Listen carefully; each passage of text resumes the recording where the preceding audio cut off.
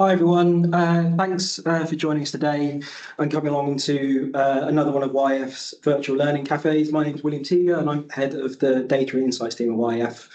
I'm really pleased to welcome Orsa here today, who's coming from the Centre of Longitudinal Studies. She's here today to present on some findings from some work that we commissioned on the relationship between adverse experiences and positive childhood experiences and later involvement in violence.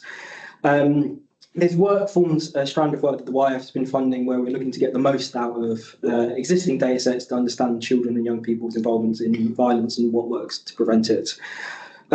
Just to say, if you have any questions, we'll leave plenty of time at the end for discussion and follow-up questions. And if you'd like to raise a hand when we prompt you to, please, we'll follow up with you.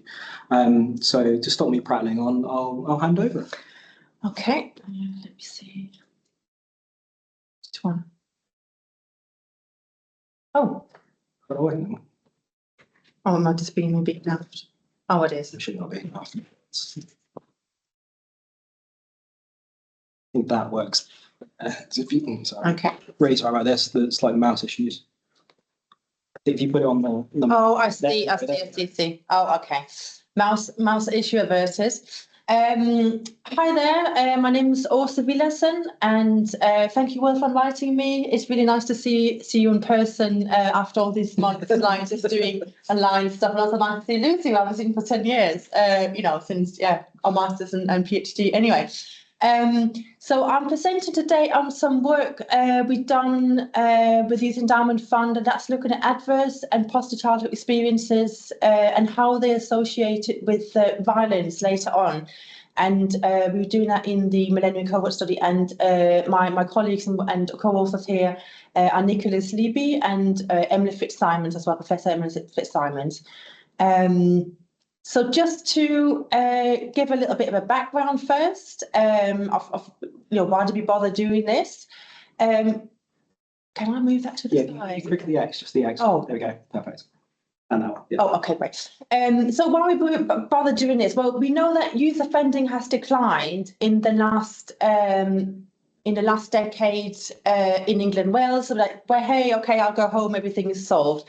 However, that's not quite the case. We do see a drop in offending, but that seems to mainly relate to acquisitive crimes, so theft and handling stolen goods, whereas things like violence against the person, that aspect hasn't quite gone down. That's making up a higher proportion of offences than previously. So there's still a problem in one aspect of offending, and we can also see. Here, the next slide, particularly worrying is knife and weapons offences, which is significantly risen amongst young people also in this last 10 years. That's kind of the background and landscape to everything. So what we're going to do in this study is we examined how different experiences, environments and childhoods are associated with violence in adolescence. And we looked at what's called adverse childhood experiences, and we called them ACEs. We also looked at positive childhood experiences, which we call PACEs. And we also looked at neighbourhood violence, so the level of violence in the neighbourhood that you grow up in. And just a bit more background, and why are we looking at these aspects? Well, we got this framework of quite established framework of ACEs, of adverse childhood experiences, developed by Filetti quite a while ago now, who identified 10 ACEs. And that includes things like child abuse, including sexual abuse, neglect, family substance use, so alcohol, drugs and so on, any parents who might be in prison or parental separation, and so on. And what they did was a focus on not just on single factors, but it was focusing on how these multiple family dysfunctions might be accumulated. How, if you had lots of these things, what effect did that have on? Because it's rarely single issues that make a difference, but if you have multiple of them, we might have a bigger problem. And why do we bother with looking at ACEs? Well, if you have lots of different dysfunctions during your family and growing up, these are thought to impact your stress responses and actually how the brain develops in really small and small children, especially.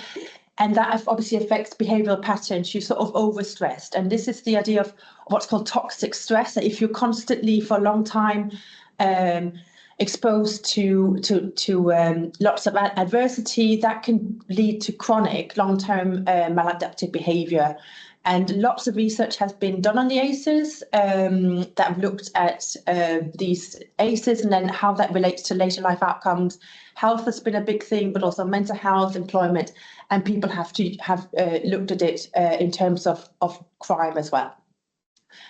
Moving on to the PACEs, so that's positive childhood experience. So it's pretty much the opposite of ACEs. So it's things that support resilience against negative outcomes, and it's thought to use the same sort of similar mechanisms to ACEs, but it does the opposite by promoting sort of healthy development, good competency in children, self-regulation and social skills and so on.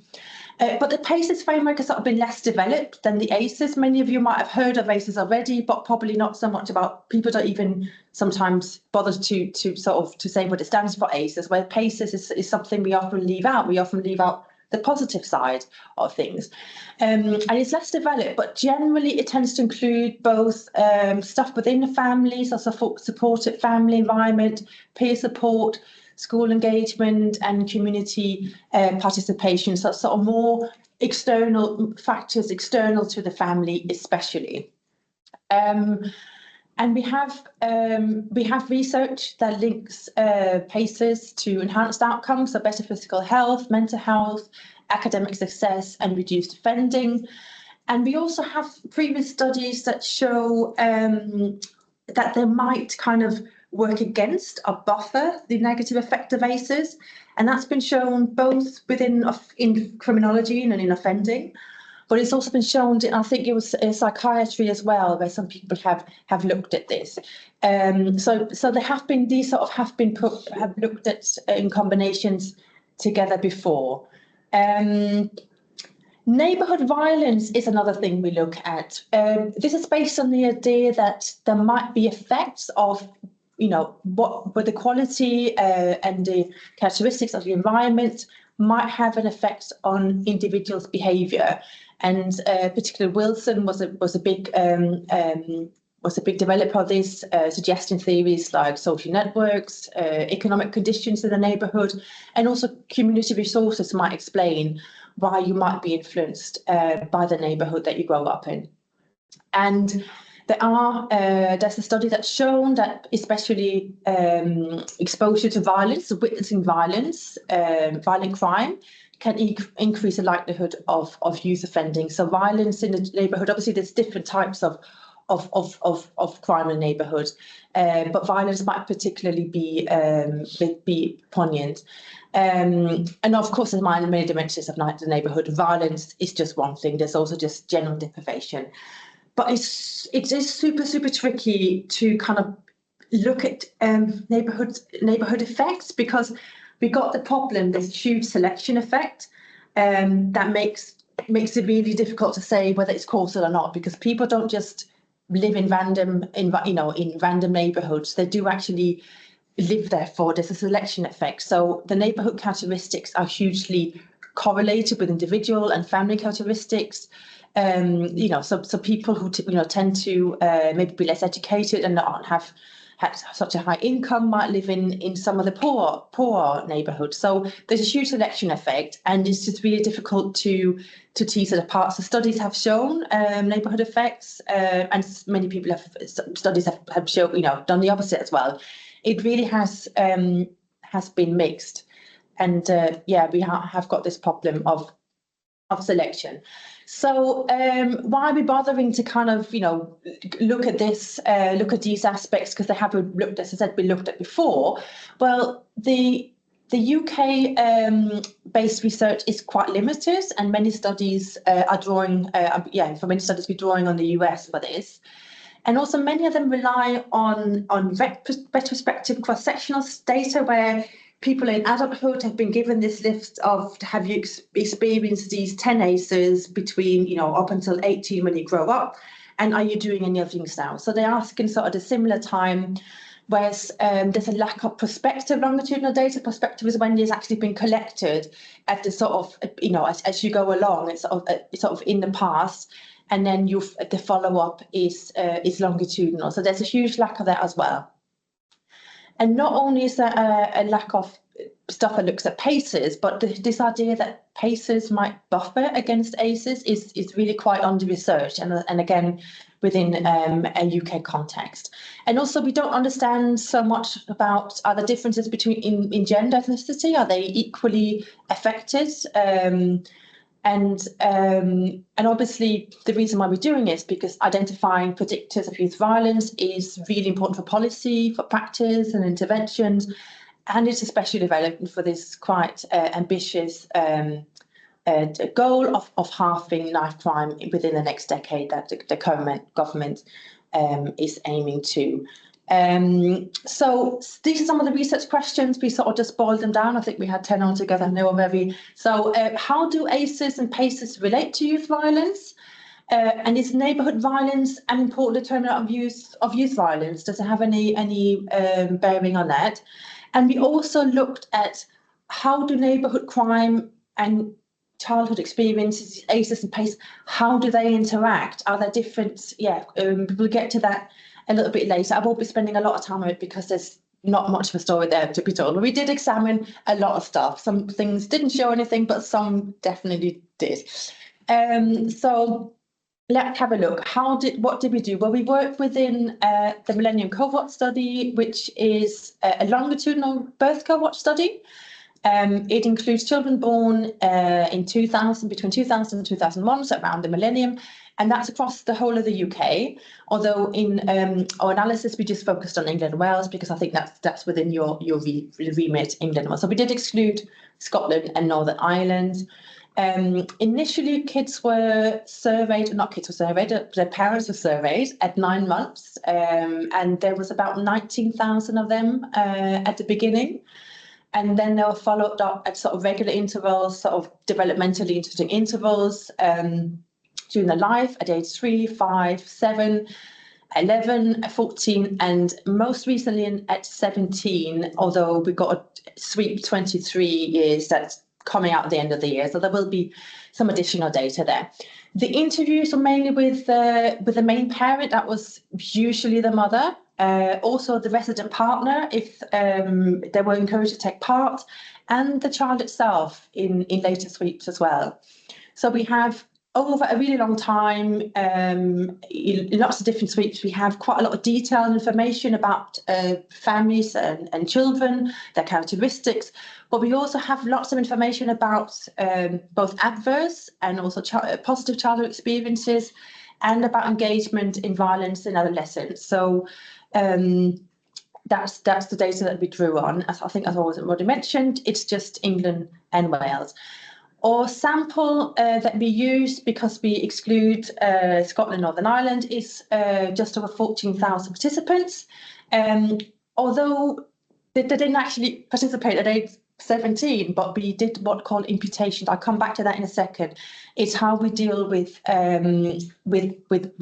people when they drop out. We can actually restore the sample, which sounds very dodgy, but it's not. I'll come back to that in a little bit under analysis. Okay. So what measures were we working with? Well, we had three youth violence measures, and they were measured at age 14 and 17, and they were self-reported by the young person. So they could be at either age. You could have done this stuff at either age, both ages. And it was assault, which was have you pushed anyone, shoved, hit anyone, slapped anyone, or punched anyone? I think that was in the last year. And then we also have what we call weapon involvement. That was if you carried a weapon or used a weapon. And we have also gang involvement, which is current or past membership of a street gang. So those are our three violence outcomes. Then we have our ACEs. So they were measured from, basically we looked at across the whole sort of childhood period before age 14 and 17, because it had to occur before we looked at the outcomes. And the ones we'd explore different ones, but the ones that we have, and that does match to most extent with the original framework, is that we have actually 11 here of ACEs, like having a single parent, parental breakup, which is kind of the same, but not really. Domestic violence, verbal abuse against the child, physical abuse against the child, parent alcohol abuse, parent drug use, poor parental and mental health, poor parental relationship, and poor mother-child relationship as well. And also long-standing maternal disability or illness. So those were the bad side of the coin. And then the PACEs, they were available from age 3 to 11. So they included good school connectedness, like basically whether you like school and so on, a positive teacher-child relationship, feeling safe for new playgrounds, having low-risk peers, having positive peer experiences, and also participating in activities and hobbies, and then living in a safe neighbourhood. And you notice that all these things are external to the family. We didn't include any positive stuff within the family because we were obviously trying to look at like this, how do PACEs buffer against ACEs, and you can't really expect to have a highly dysfunctional family and then have lots of positive stuff within it. So we did separate it out. And also I think in terms of policy, it might make a bit more sense as well, saying, yeah, if things have gone wrong within the family, and we maybe can we do something more externally to fix that? So I think there's different reasons for doing it this way. Neighbourhood violent crime is not something we measure in MCS because we just don't have that. But therefore, we used police recorded crime that we had from Police Dutch UK, I think it's called. And we focus on what's called violent and sexual offences. They come together as a package already. You can't separate them apart. And we know from the data, from the police data, what's LSOA, that's a small geographical area, and we call them neighbourhoods. We know we had data at that level. And then what we did, we linked it to the residential postcodes of Millennium Cohort participants' residential postcode. So that's how we linked it together. We're using a range of covariates as well, all measured at 9 months to begin in, because we obviously want to make sure it's actually ACEs and PACEs and neighbourhood, rather than these very sort of family level factors or individual factors as well, because we have sex at birth, ethnicity, maternal age at birth, family income, education, occupational, I can't see like occupational status. And also we had a number of sweeps when the parents were single, because we have some measures in there that only really apply if you are in a relationship. So there's poor parental, domestic violence, and also poor parental relationship as well. So there's some things, and we have to kind of account for that and so on.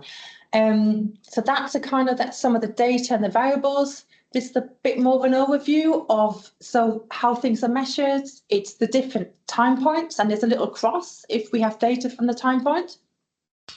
And also you can see who the reporter is. So it's generally the main parent, sometimes the partner as well has contributed. And we did some exploration to see, which ones, because sometimes we didn't include things if, for example, sometimes the partner's stuff didn't have a relationship to any of our 3 outcomes, just adjusting for nothing. So we included stuff that were kind of genuine risk factors. So we did a lot of exploration work behind all of this first. So that's just a little overview. Those are the PACEs of the ACEs. These are the PACEs, which you can see are sort of less. We have less measurement of them. They're generally from the participant themselves, so young people themselves report, apart from parents, they reported on the safe neighbourhood as well in a couple of sweeps, but it's generally the young people themselves. Okay, how did we do the analysis? Some description analysis. We did first where we just simply look at the variables, sometimes in relation to another variable. And then in terms of how did we, in the inferential analysis, where we looked at examined how ACEs and PACEs and neighbourhood violence was associated with youth violence. We used multivariate logistic regression because our outcomes are binary. It was yes, I have and been involved in weapons. I have been involved in a gang, or no, for these combined years at age 14 and 17. And then we have a control variable as well, which is really important. We also did subgroup analysis. So we analysed it by gender and also by ethnicity. And then important to mention is that we use what's called multiple imputation, which I mentioned before. We have attrition over time, which affects all longitudinal studies. You simply can't get around it. People drop out over time for various reasons. This dropout is not random. It's very socially patterned. So we have more dropout in disadvantaged groups, and that's a really, really common pattern. And what we do when we impute stuff, we use lots of information that we're not necessarily using an analysis here. We have lots of information about their background. We have their externalizing behavior from all through childhood. We have stuff they've done when they were 11, when they also with self-report, and we have loads of socioeconomic and obviously everything that is in our model here to help us to impute across 30 data sets what's missing. So we basically use some big regression models to estimate, but you use as much information to get that accurate as possible. And that maybe sounds, well, aren't you just making up data?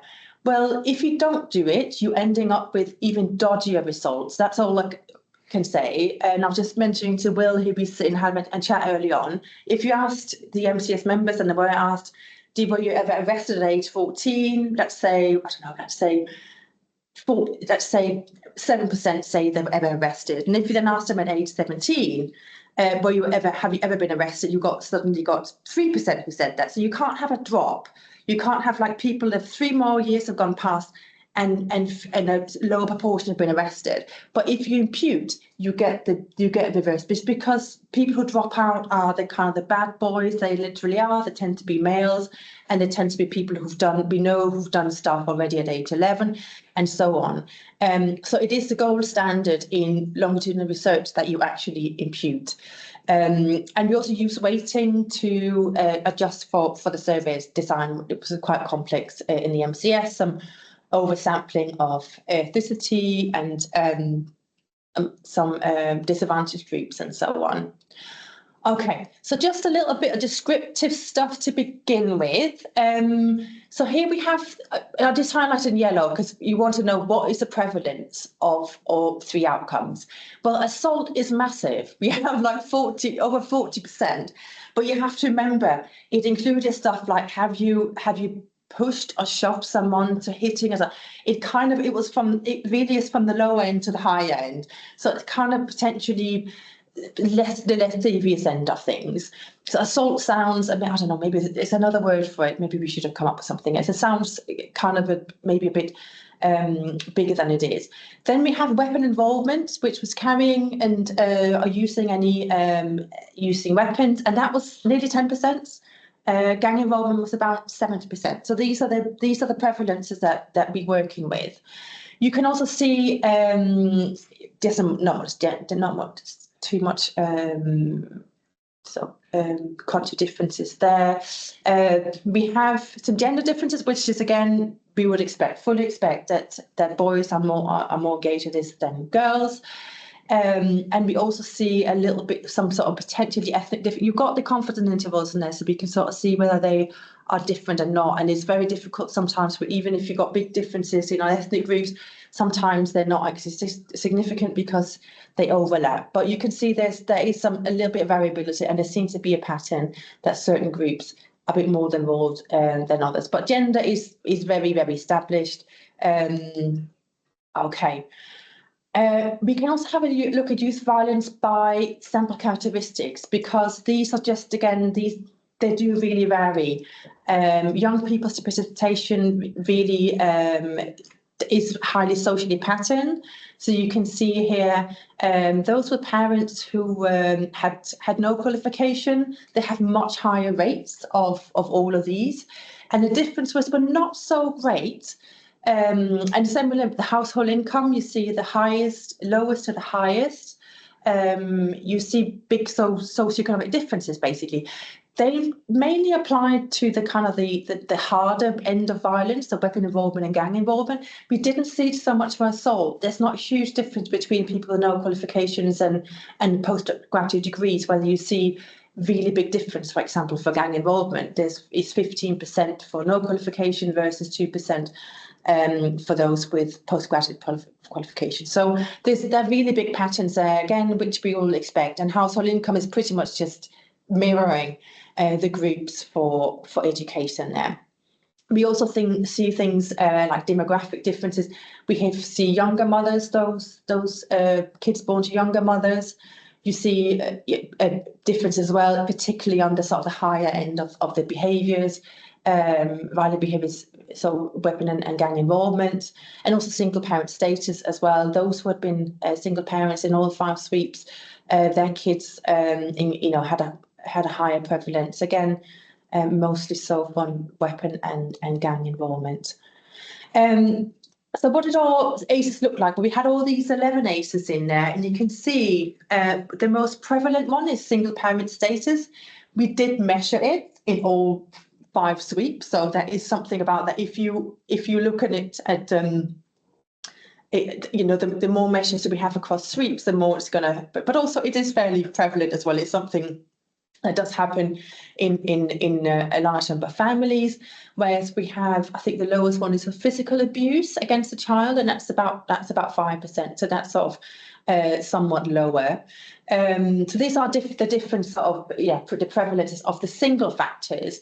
On average, kids had about 2 number of ACEs. That was kind of the norm or the average. We used a lot of categories. So you see, we had to sort of parcel them out. We didn't just do 0 to 11 because very few had 0, and I actually don't think anyone had 11 ACEs or even 10. So we had to sort of group them into from no ACEs, and then when it comes to the really high end. Oh yeah, no, yes they are. It's when we come to PACEs, we don't see anyone having none. So we did 6 or more ACEs. We just had to group them together because you get such small groups otherwise. For PACEs, these are all positive stuff. The highest here is for low risk peers. It's whether your peers were drinking and using substances or not, and a lot of people say that they weren't at age 14, so that's all good. So we have slightly higher prevalences, and we sort of had to in a way set them to higher because we couldn't expect to have low, particularly for the really low ACEs groups, then having to look at it from the lens of interacting with PACEs. We have to have a substantial group to that's how we set the threshold for what is good connectedness and so on. We also had to group them into groups. So you can see here, we had like, in the analysis, we used like 0 to 2 PACEs, and rather than 1 to 0, 1, 2, because hardly anyone just had none or 1. And again, at the higher end, we had to group them into 6 or 7 PACEs. The mean number of PACEs was about just under 4. In a sample, neighbourhood violence. So this is the police recorded data, and it's violence sort of incidents reported to police per 1,000 population. Obviously, you have to account for how many people live in a neighbourhood, and we basically just grouped them into 5 groups. What's quintile? So the lowest 20%, up to the highest 20%. You can see that the difference is.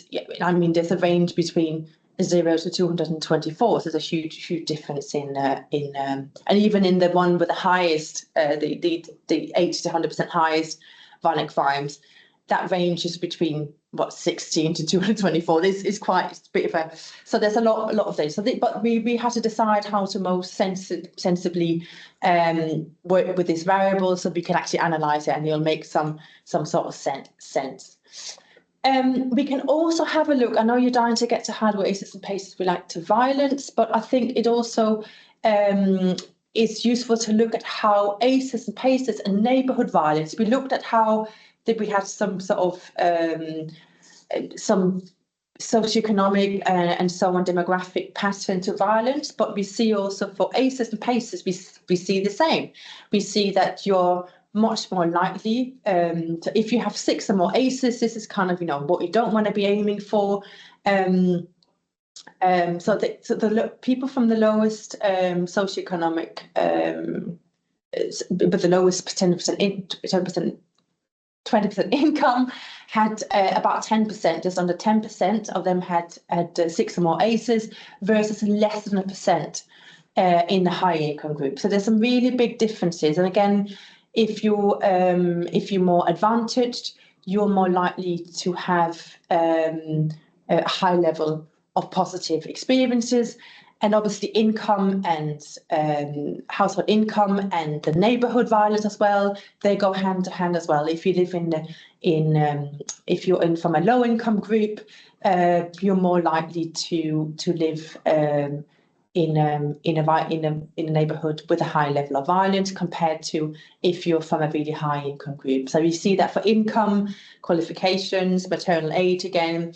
We also see that boys tend to have more ACEs. That seems to be, we looked a little bit at it, and it seemed to be driven by more physical and verbal abuse, but also the other ones were slightly higher, but particularly those 2 things, and obviously it kind of adds up.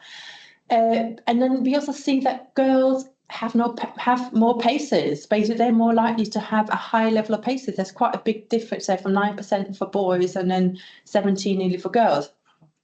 That was mainly good school connectedness and also getting on with the teacher, but also a little bit from the other aspects. So there's some stuff there as well. Okay, so some of the big questions here. Yeah, how do ACEs relate to violence? So what did we actually find? What we have here is that you have the prevalence of this is assault, so the sort of the lower end of violence, and you have people who have had no ACEs, who report that 36% report it, and comparing to those who had 6 or more ACEs, you can see in the high end that's just over 50, yeah, about 52% who reported assault. The difference between those 2 groups, that's about an increase, about a 45% increase in the risk of assault between those, you know, for the lowest and to the highest. So we do see, and that's all very significant, that result. Moving on to weapon involvement, you can obviously see from the slide already that we got kind of the gradients are even higher, right? So you see a much lower rates for people who had no ACEs, 6% versus 15% for those who had 6 or more ACEs during childhood. And that's about, that's a 2.5 times more, basically, or 150% increase in the risk between those end groups there. Moving on to, and obviously these are all fully adjusted for warts and all for the background factors that I mentioned before. We pretty much replicating, you can see again for gang involvement, be seeing pretty much the same thing, a strong relationship there. Again, about 2.5 times more likely, 150% increase in risk.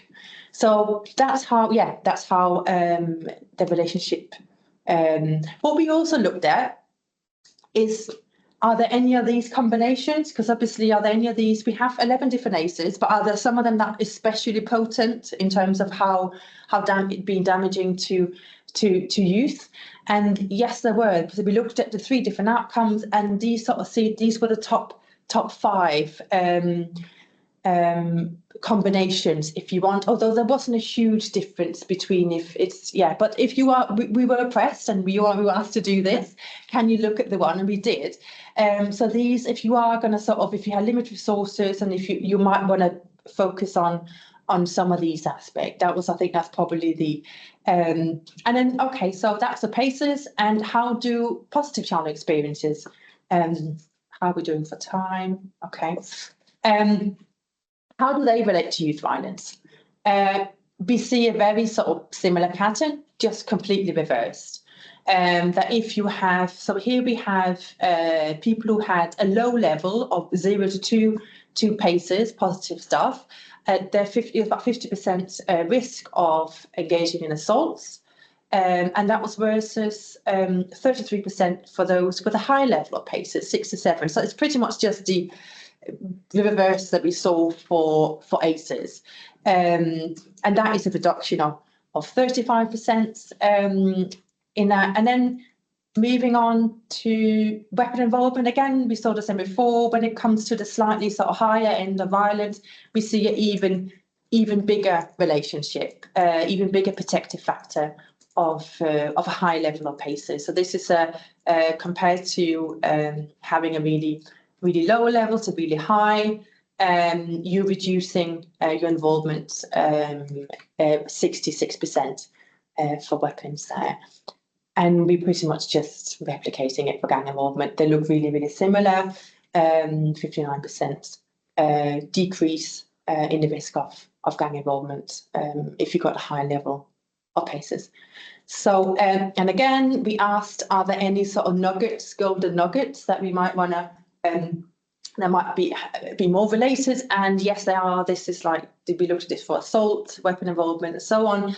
And there were sort of 4. I think actually they all, the same 4 in all of them. They kind of ranked for each of them, ranked by their association. The association. So, and that's very much around schools, peers, relationships to teachers and stuff like that, which is quite interesting. Come back to that when we discuss some stuff.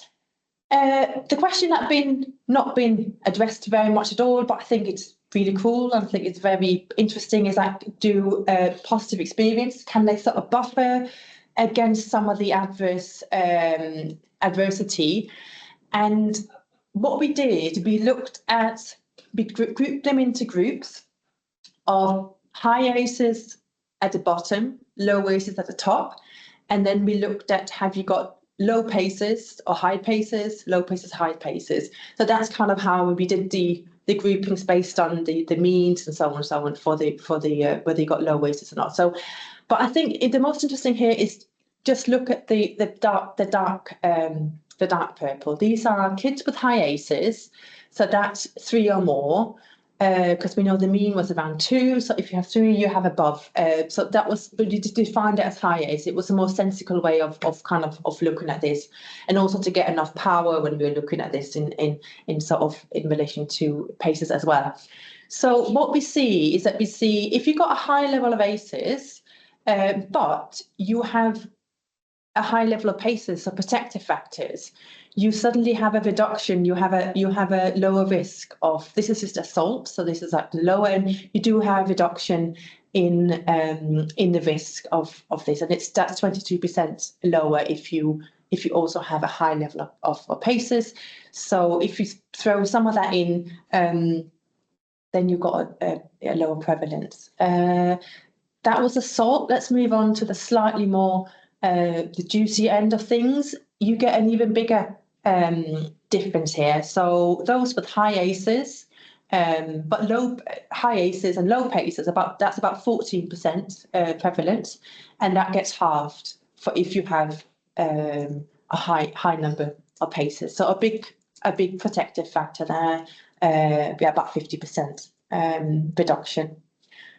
Similar to gang involvement, really, not quite 50%. I think it's 39% reduction. So it's for between low paces and high paces for the high ACEs group. There's a lot of things to kind of keep. You've got 9% to about 6% in the risk of gang involvement there. So it just seemed to suggest that yes, they can buffer some of the negative effects of ACEs. We also looked at this neighbourhood. How does neighbourhood violent crime relate to, so the neighbourhoods, what was recorded by the police, your neighbourhood, how does that relate to offending? I have two models here. One is what's called unadjusted. I didn't show any unadjusted models for the other results because we didn't really need to, because even if adjusted, they were big, but I thought I had to in this one here. So unadjusted, we see a slight tendency, and I think they are just significant, from people who live in the lowest, that's the top bit, model 1, and the lowest 20% lowest level of neighbourhood crime, about 39% engagement rate in assault, versus on the in high violence neighbourhood where it's about 45%. There's a slight difference there, completely unadjusted. But then when we take an account into these, I told you about the selection effect. Well, things like sex ethnicity, maternal age, income, education, and so on, and also adverse child experiences and positive child experience. So basically, things are within the child, within the family. If we take account of those things, we don't no longer, there's a bit of a pattern. We can still see at slightly lower rates in low violence neighbourhood to the higher, but there's not really, it flatlines a little bit more. We can see that a lot better in relation to weapon involvement, so the more sort of serious end of crime. In the completely unadjusted model, we can see quite big gradients by neighbourhood violence. That if you live in a neighbourhood with the highest level of crime, you've got a higher risk of weapon involvement compared to a low crime neighbourhood. But if we start to then, in model 2, if we then start to adjust for these family level stuff, it just flatlines. We just don't see any neighbourhood effects. And this is again, where the selection effect comes in. So, and again, really similar, we find exactly the same in relation to gang involvement. We don't see much going up really much from the neighbourhood itself once we've accounted for individual and family factors. Okay, other results. We also went, because we just had a ridiculous amount of research questions, we also looked a little bit about how, is there any interaction between crime and childhood experiences between neighbourhood crime and these childhood experiences, and how they might interact in relation to youth violence. So we had questions like, well, so we found no evidence that the association between ACEs and youth violence differed by any sort of level of violence within the neighbourhood. So that seems to be the same. Similarly, for the association between PACEs and youth violence was similar in all levels of different kinds of neighbourhood violence. And also there's no evidence that PACEs buffer against ACEs more in neighbourhoods with low level of crime versus high levels of crime. And also no evidence that ACEs amplify the association between neighbourhood violent crime and youth violence, and also no evidence that PACEs attenuate the association between neighbourhood violent crime and youth violence. So there's a lot of interaction stuff, basically lots of interaction. We didn't find any of that, and obviously we didn't find much for neighbourhood in the first place, so maybe we shouldn't have expected much, but it was something we set out to do, so we did examine it. We also have, obviously, we looked at ethnicity as well. And we did find completely, this is some descriptive stuff, we did see that the Black ethnic origin, people from Black ethnic group had slightly higher levels of assault than those of white background. But when we then control for socioeconomic characteristics and also ACEs and PACEs, there were no differences anymore. And it's an indication that these things, other factors explain that ethnic difference, which I think we sometimes forget to do, and we sometimes, even when we hear stats, we forget to, well, have we adjusted for socioeconomics, or is it a kind of, a true ethnic effect? What else? We also saw that ACEs increased the risk of only for assault perpetration. ACEs increased the risk of assault perpetration in those of white ethnic groups more than those of Black backgrounds. And we also saw a little bit trend for the other outcomes, but they weren't significant because so there seems to be, strange enough, we thought maybe I don't know, maybe you thought maybe that high level of ACEs for particularly more vulnerable groups, maybe ethnic minority groups, but we actually saw the opposite, that it seems to be the white ethnic groups are more vulnerable to these exposures, which we didn't see no ethnic pattern in relation to PACEs, a neighbourhood violent crime, or neighbourhood violent crime, and yeah, we didn't see anything there.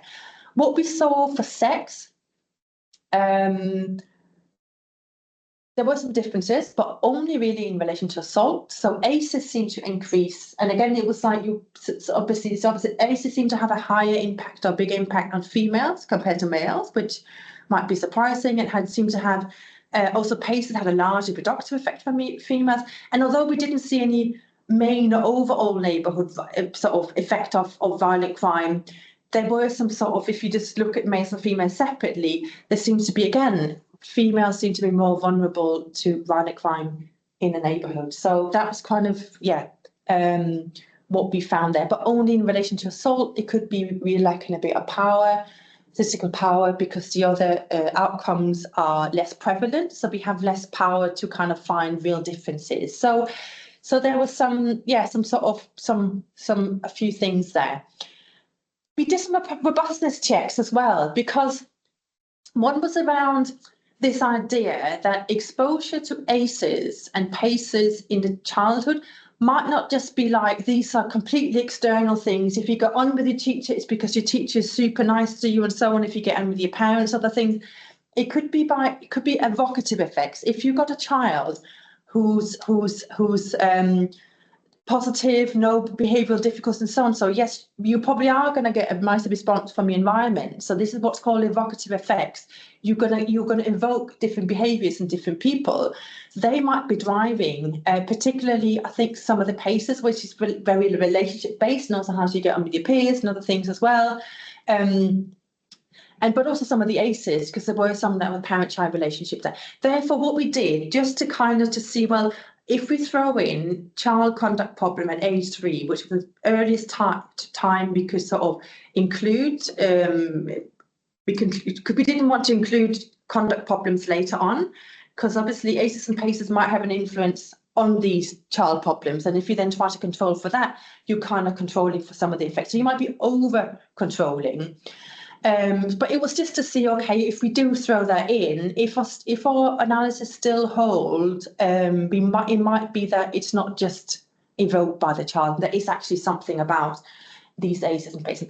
And what we did find was we still, once we controlled for child behaviour at age 3, we still had some significant association with youth violence, and there were only minor changes in the risk of violence by doing this. So that was obviously a bit of a moment.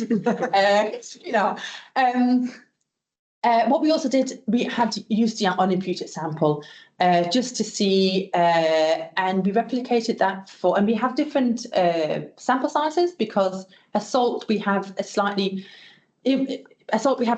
higher response rate to, because weapon involvement and gang involvement were asked on a sort of a different web tool that the young people were given after they'd done the main anyway. So there was some dropout there as well. So we have slightly different sample size for it, but yeah, and you can see lower sample size compared to the 14,000 that we have for the main results. What we find similar sort of coefficients to the main imputed data, sort of fairly similar coefficient. The results are kind of slightly less linear. And also, we have a lot less statistical power. So we have many of these results that we see in our imputed stuff that's significant becomes no longer significant, because we're working with very different, very small, just basically a sample size, because the coefficients weren't that different. Just to summarise and sort of discuss some implications. So what did we see? We saw a higher number of adverse childhood experiences.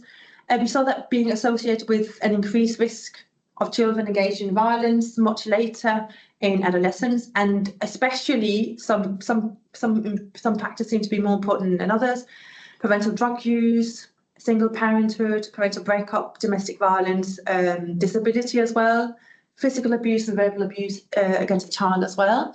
Those seem to be especially important. And we also saw that a high number of positive experiences, on the other hand, was associated with less engagement in violence, and especially low risk peers, good school connections, positive teacher-child relationships, and also positive peer experiences. And we also saw this sort of interaction, that the link between ACEs and violence, it was reduced if the child also had a high number of PACEs, so indicating there was a protective or buffering effect, or however you want to phrase, however you want to phrase it, of positive experiences. And for neighbourhood, we didn't really see a lot. So we definitely saw that ACEs and PACEs and family characteristics better explain violence in adolescence than neighbourhood violence, than where you grow up. And we also saw a little bit that females a bit more than males, and white groups a bit more than black groups, maybe a bit more susceptible to ACEs and PACEs and neighbourhood violence, at least in relation to assault, not so much. So there might be some more vulnerability there. Okay. And in terms of bigger picture implications for youth violence, well, violence prevention should really work with children who experience multiple ACEs. So it's not just looking at single factors, but particularly when these start to build up. And there are some particular factors that we identified here as being potentially more significant than others. And obviously prevention work to avoid ACEs in the first place within families. That goes without saying. Promotion of PACEs is really important, especially for these vulnerable kids, the one who have a high level of ACEs. Focusing particularly on healthy and positive relationships with the school and teachers and with peers, and sort of school-based interventions seems to have quite an important role here, because obviously you've got the peers there, you've got the school, and so there might be some, they might have, I don't know much about them, but it might be, I think people have looked at, there are some out there that have looked at social and emotional problems and so on. But also, I think we also just we can't really hide away from this, the structural inequalities. We saw big socioeconomic differences, both in violence, how it predicted, was associated with violence, and also big socioeconomic gradients in terms of ACEs and PACEs and neighbourhood violence. Not that we should pay much attention to it, we just learnt. So we just saw something, and also the structural inequalities as well. I mean, they are driving some of this picture as well. So yes, we can throw in intervention and work with families, but maybe if we address some of the more sort of ingrained structural inequality in society, that probably would be a good place to start as well. We also have to remember that youth violence they're not that like kind of specialised offenders. I'm going to do a master's in violence and just leave everything else out. They are highly related to other types of crimes. We know this from previous work we've done. They do massively overlap with other things, shoplifting and other things that other types of crime that we'd like to avoid as well. So we know that. So if we can prevent one type of crime, we can probably prevent other things as well. And also benefits of reducing youth violence for generally future outcomes of individuals. It's not really beneficial for individuals for all sorts of outcomes, for individuals themselves, but also there are massive societal benefits to reducing violence, so including lower public costs in terms of criminal justice and healthcare, social services, and benefits payments and so on. So investment in some youth reduction strategies are very likely to save costs in the long run. Did I have anything else? Oh yeah, I just thought I'll mention, I think I mentioned this to Will already. So just further research planned, because we have these lovely ACEs and PACEs frameworks which took quite a long time to develop, and there's a lot of exploration. So I would love to use pretty much the same data from the MCS, but not just look at violence, we've done that, but look at other aspects of young people's outcomes, so mental health, physical health, substance use, education and employment, and so on, to really kind of big important areas, developmental areas, to see just the same. I'll be finding the same, and we probably will. We'll probably find something. So again, just huge thanks for the Youth Endowment Fund we had the opportunity to develop this, and obviously I think produced a nice report here, but also it has immense value to a broader field of social sciences. So just to acknowledge that as well. And thank you very much for listening. And obviously, hopefully we've got some time. Yeah, time left. Oh shit! Yeah, not. Yeah, time left for questions. No, thanks ever so much. That was like, we've been talking about this for the last couple of years, and every time I hear you talk through the findings, there are more things. It's incredibly rich report. There's a lot there. There's a lot in that you squeezed it in, but it was fantastically engaging, and it's great to go through that. We may have time for a very short couple of questions. So if anyone would like to raise their hands with it, as you're in the room, Joe, do you want to squeeze it in? Yeah, right. That was fantastic, thank you. And as we also just so many findings. That was a lot. I did squeeze it a lot. And so clearly presented. I just thought it was fantastic. The neighbourhood findings really interesting. Like, does that that lack of association with neighbourhood, was that a surprise? Does that match other research? It kind of does, because people find it's very. It's very difficult to get causal results, because you want to make sure you control for all the stuff that happens in the family, and have you measured everything and so on.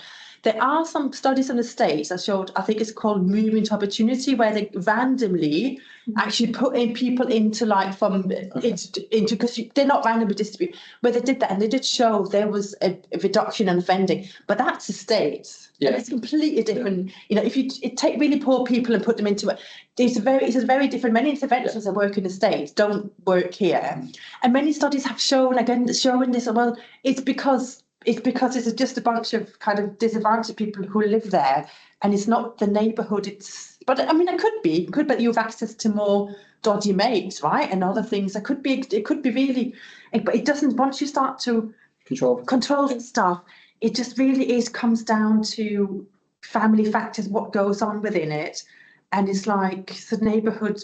Yeah, it's kind of less important. Yeah, I think it's probably worth saying though that it doesn't mean to say that targeting neighbourhoods isn't necessarily the right way of targeting a vulnerable group. Yes, there might be the case that actually we've seen you've shown that ASS they do cluster in high neighbourhood. It's not additionally explanatory on top of the individual level factors. Not. So using neighbourhoods as a way of targeting support might be still a valuable thing to do. Yeah, because that's where and that might be the best way of identifying an at-risk population. For support. Of course. It doesn't mean to say that there has no. It's just the role that is. Yes, it doesn't really do. It's not the. It's additional explanatory. But no result is also a result, because it does answer some questions still, and I think that's fine. So, were there any questions online for anyone? Raising hands. Everyone's really shy.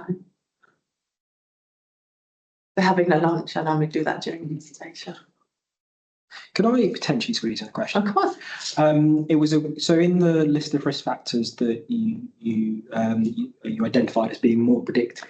Yeah. Single parent family breakup was one of the things that were. Yeah. But poverty as a factor drops slightly further down the list. That it's not explicitly accounted for in this. So because we control for poverty, it's not one of the list. Yeah, you can't say that's like.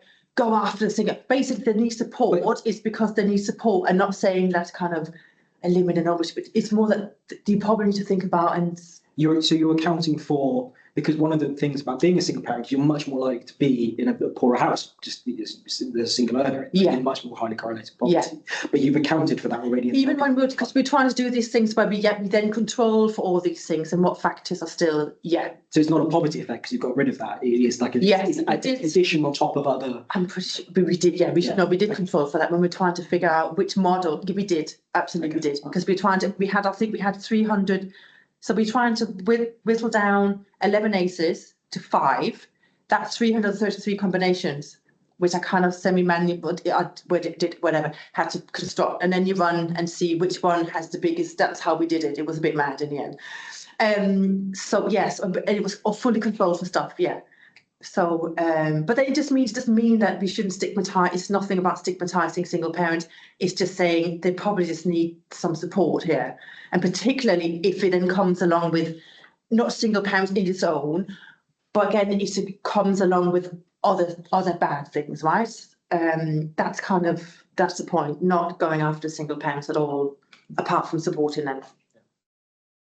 Fantastic. I think we're out of time, but just huge appreciation for all the work you've done on this and coming to present today. Great, thanks for having me.